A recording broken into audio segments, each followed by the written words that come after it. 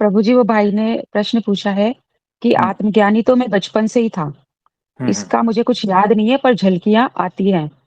तो हाँ, इसके बारे में बताइए कि ये क्या है और क्यों है। तो झलकियां आती रहती है, उसमें कोई प्रॉब्लम नहीं है।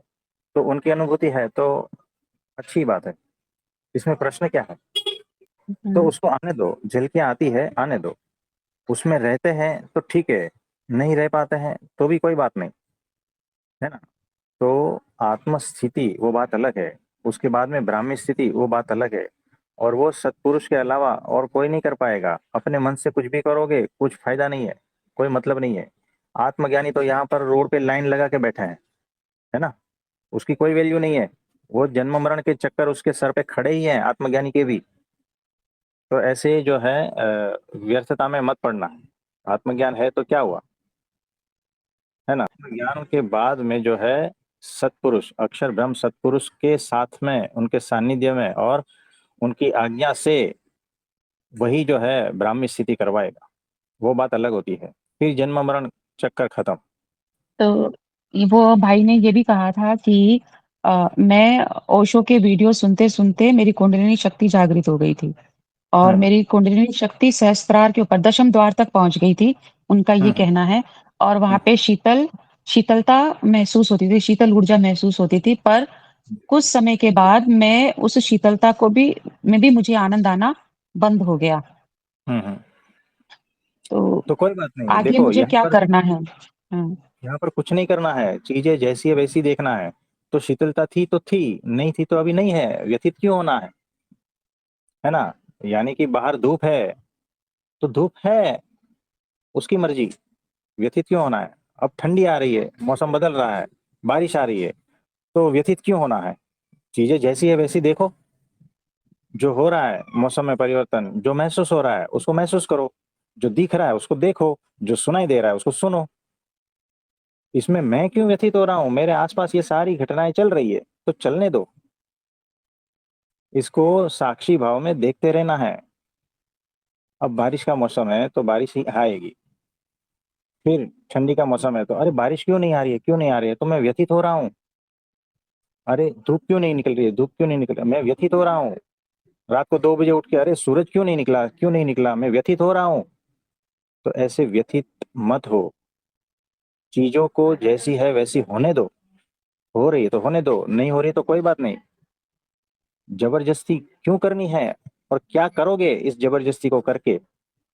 क्या पालोगे, है ना। कुछ भी पाना नहीं है यहाँ पर। ये जो हो रहा है होने दो, उसको साक्षी भाव में देखते रहो, बात खत्म। इससे आगे और कुछ नहीं करना है। साक्षी हो जाना है ये सारी चीजों को। ये सारी चीज जो है, जो भी अनुभूतियां दिखाई दे रहा है, अनुभूतियां हो रही है, सुनाई दे रहा है, ये सारा कुछ जो खेल चल रहा है ना, वो मेरे आस पास हो रहा है। उसका मैं जस्ट साक्षी हूँ और कुछ नहीं हूँ। तो होगा, होता है, हो जाएगा। फिर नहीं होगा तो नहीं होगा, कोई बात नहीं। इस तरह से उसको छोड़ देना है। व्यथित क्यों होना है? ये जो व्यथित हो रहा है ना, वो अहंकार व्यथित हो रहा है और कुछ नहीं हो रहा है। ये जो सवाल निकल रहे हैं वो अहंकार के निकल रहे हैं और कुछ नहीं है। साक्षी में अभी आप स्थित नहीं हुए हो, है ना। इतनी सी बात है, तो साक्षी में स्थित हो जाओ। हाँ जी, और कुछ पूछना चाहेंगे? हाँ प्रभु जी, उनका एक प्रश्न और था कि मैं खुद को भूल क्यों नहीं पा रहा हूँ। क्यों भूलना है? क्या चीज को भूलना है? खुद को मतलब क्या? ये डेफिनेशन उन्होंने बताया, खुद यानी क्या? खुद यानी अपने आप को वो भूल नहीं पा रहे हैं। नहीं, अपने आप को मतलब क्या? अहंकार को? वो है कौन? अहंकार तो अहंकार तो उनमें है ही नहीं ना प्रभु जी, वो तो कहते हैं ना। अच्छा, तो खुद को क्यों भूलना है? अगर अहंकार नहीं है तो फिर खुद क्या है? आत्म तत्व हो गए। तो आत्म तत्व को क्यों भूलना है? और भूलना है यानी कि अभी तक अहंकार बचा है ना। ये सारी जो है ना उटपटांग बातें हैं, इसका कोई मतलब नहीं निकलता है। तो जी प्रभु जी। उनको बोलो, हमें डायरेक्ट कॉन्वर्सेशन, सीधा बात, नो मैसेज, नो बीच में कोई, है ना। क्योंकि चीजें जो है ना वो आप तक पहुंचाएगा, फिर आप मुझ तक पहुंचाओगे तो बड़ी गड़बड़ हो जाती है। आमने सामने जब चीजें रहती है ना, इसी का तो मतलब प्रकट होता है ना। प्रभु जी, उनका कोई प्रॉब्लम है शायद, वो ना कॉल पे बात नहीं कर पा रहे हैं आपसे। कोई यही बात उन्होंने नहीं। हमें मैसेज में लिखा था कि हाँ कॉल पे जी। वो बात नहीं कर पा रहे हैं आपसे, तो वो हमको जो प्रश्न लिख के भेज रहे हैं, वो हम आपसे पूछा करें। कोई बात नहीं। तो देखो, उस तरह से प्रश्न पूछोगे तो पूर्ण समाधान नहीं मिलेगा, जी। है ना।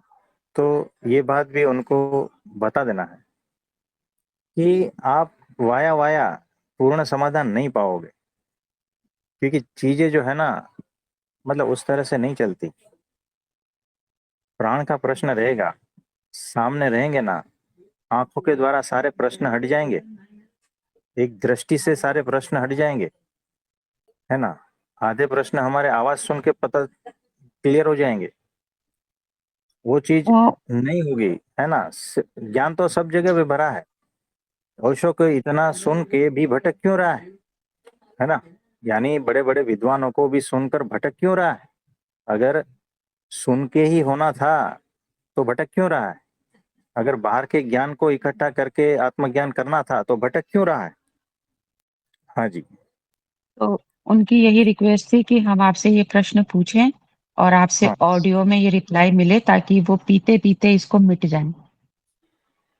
तो कोई बात नहीं। तो हम भगवान से प्रार्थना करते हैं कि कैसे भी शब्द है हमारे, कैसा भी आंसर है हमारा, आवाज को सुन के उनके भीतर शांति हो जाए, ऐसा भगवान से प्रार्थना करते हैं और उनको बहुत बहुत आशीर्वाद देते हैं। ठीक है। धन्यवाद प्रभु जी। हाँ धन्यवाद। जी। हाँ जी।